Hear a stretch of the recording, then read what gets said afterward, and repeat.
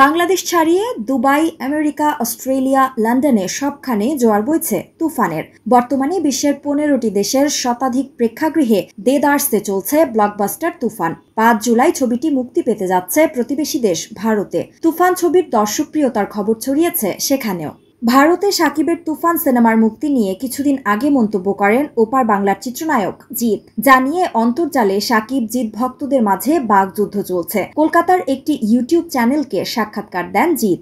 জিতের কাছে জানতে চান, শাকিব খানের তুফান মুক্তি পাচ্ছে, আপনি কি এটাকে প্রতিযোগিতা হিসেবে দেখছেন? জবাবে জিৎ বলেন, না, বাজার খোলা আছে, যে কেউ আসতে পারে। এ সময় জিতের পাশে বসেছিলেন বুমেরাং সিনেমার পরিচালক সৌভিক কুণ্ডু। জিতের মুখ থেকে কথা কেড়ে নিয়ে তিনি বলেন, 90-এর দশকেই বাজার খুলে রেখেছি। এ বক্তব্য শুনে হেসে ওঠেন তাদের পাশে বসে থাকা দুই অভিনয় শিল্পী রুক্মিণী মৈত্র ও সৌরভ। জিৎ খুব ঠান্ডা মস্তিষ্কে চ্যালেঞ্জ ছুড়ে দিলেও রুক্মিণী, সৌরভ, সৌভিকের আচরণ খুব একটা ভালোভাবে গ্রহণ করেননি শাকিব ভক্তরা, যার চিত্র দেখা যায় ভিডিও সাক্ষাৎকারের কমেন্ট বক্সে। সেখানে জিৎকে রীতিমতো ধুয়ে দিচ্ছেন বাংলাদেশের শাকিব ভক্তরা।